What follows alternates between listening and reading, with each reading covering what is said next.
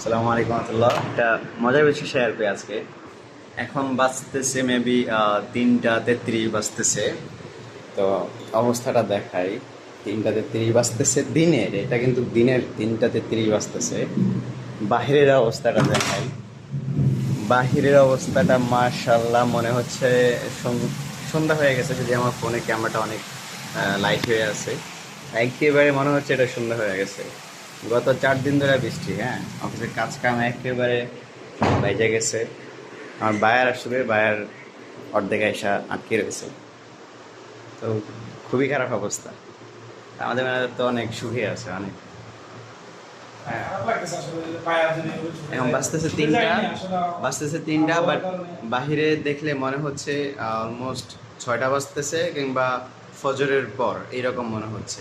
মানে খুবই ভয়াবহ অবস্থা। তো সবাই যার যার অবস্থান থেকে সেফটি থাকেন, ভালো থাকেন।